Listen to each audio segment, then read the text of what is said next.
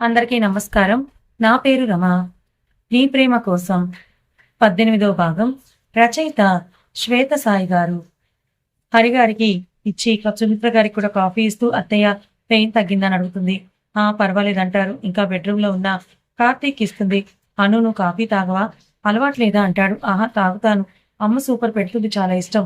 ఇది తాగితే ఆ టేస్ట్ మిస్ అవుతాను అందుకని తాగను. కాఫీ తాగేసి కప్పిస్తుంటే అయ్యో కార్తీక్ నా దోస మాడిపోతుందని పరిగెడుతున్నాను.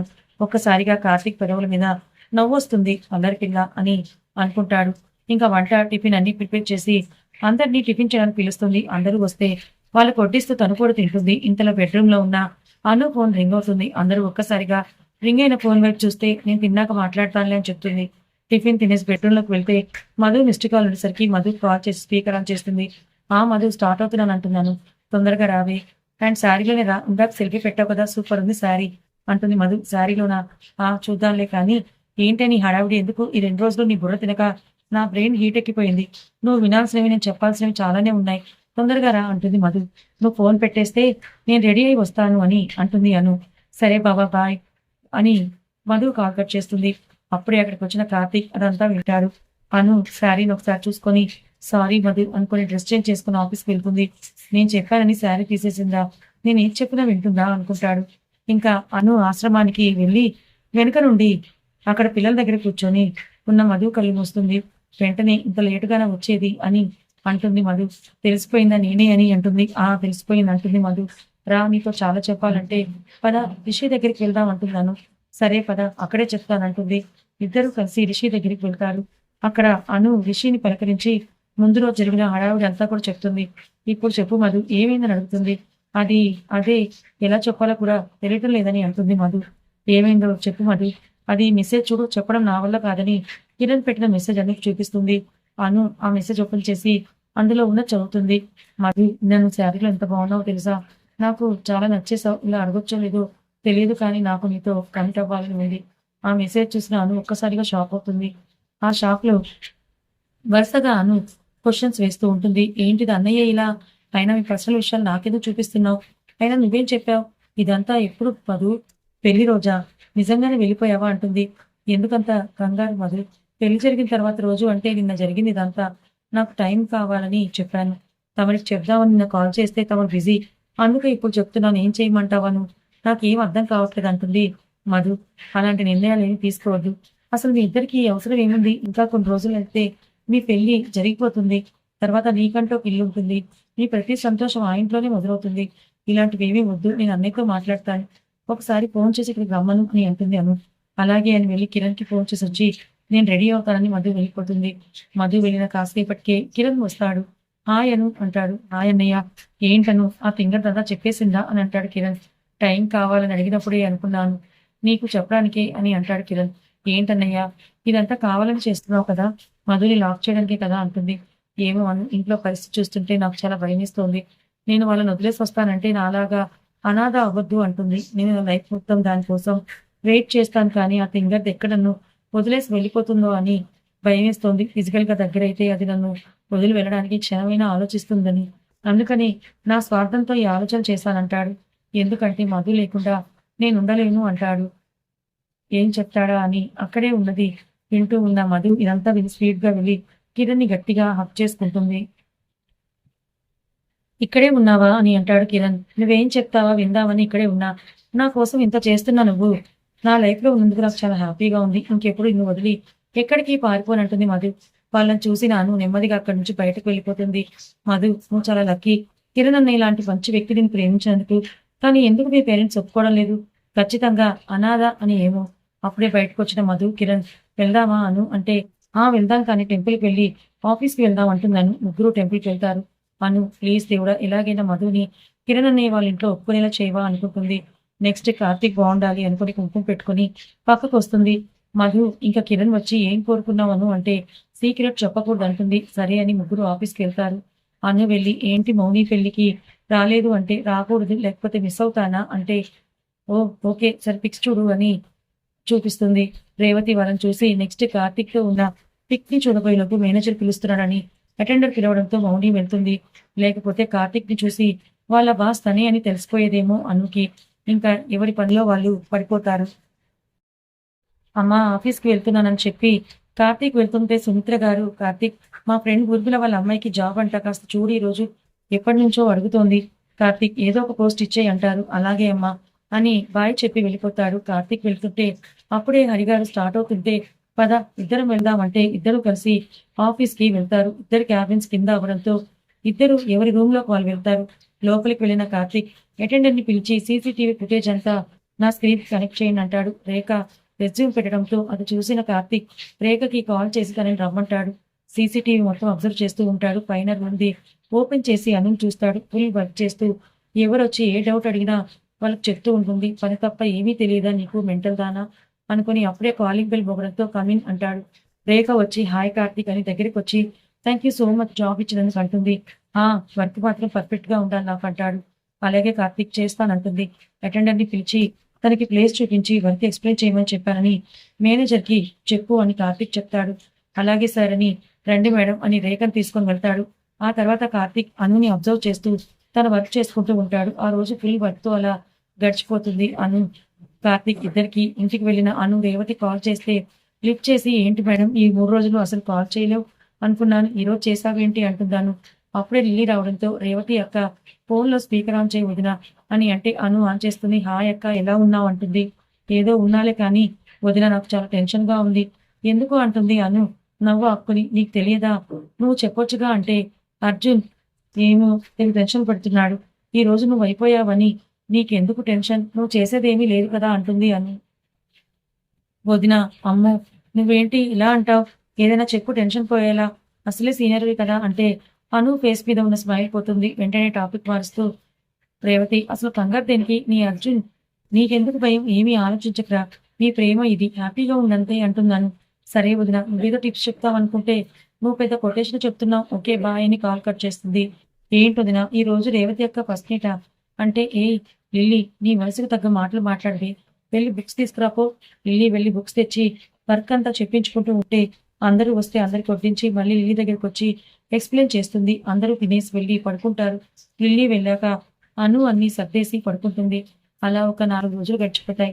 కార్తీక్ అనుతో ఎక్కువ మాట్లాడుకోకపోయినా అలా అని తిట్టడం కొట్టడం లాంటివి ఏమీ చేయటం లేదు ఆ 4 రోజులు. ఇంకా సండే కార్తీక్ నాన్ వెజ్ తీసుకురావడంతో అను సూపర్ గా ఉంటుంది.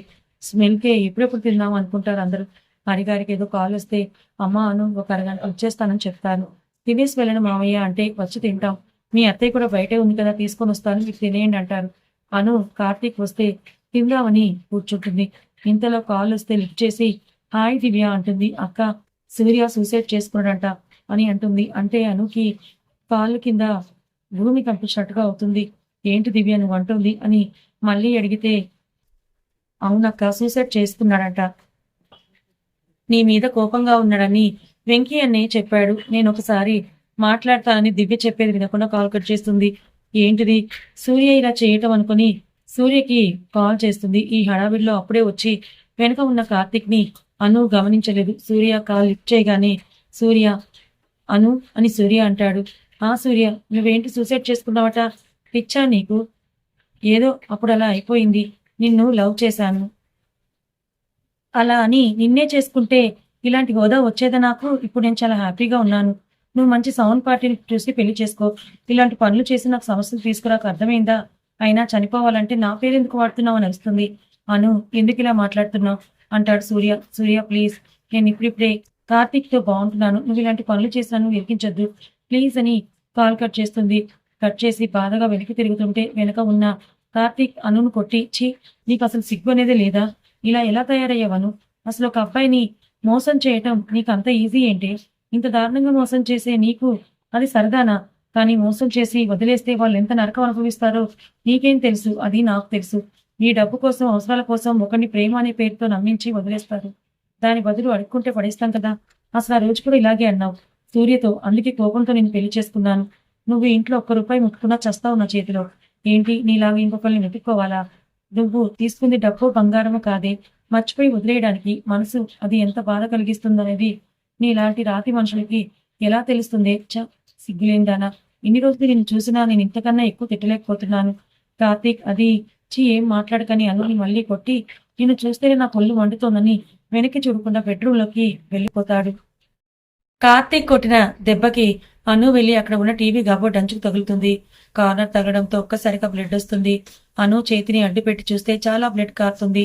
ఎంతసేపు చూసినా ఆగకపోయేసరికి వెళ్లి కిచెన్ లోకి వెళ్లి షింక్ లో వాష్ చేసుకుంటే కాస్త బ్లడ్ ఆగడంతో అను వచ్చి సోఫాలో కూర్చొని ఏంటి ఇలా అయింది, సూర్యని తిడితే తను మాట్లాడనుకుంటే అది కార్తీక్ విని నన్ను తప్పుగా అర్థం చేసుకున్నాడు.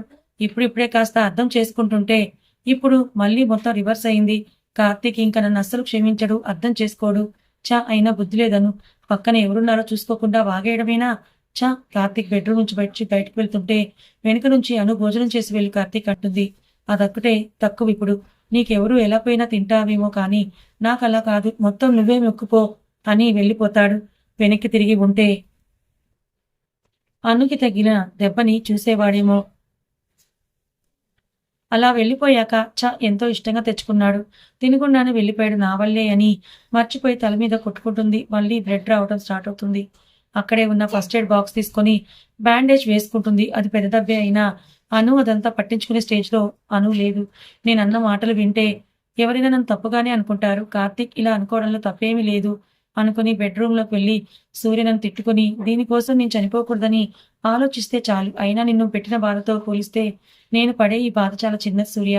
సారీ, నేను నీకు ఆ రోజు ఓకే చెప్పకపోతే ఈ రోజు నీకు ఈ పరిస్థితి వచ్చేదే కాదు. నువ్వు మారిపోయి హ్యాపీగా ఉంటే కానీ నేను సంతోషంగా ఉండలేను.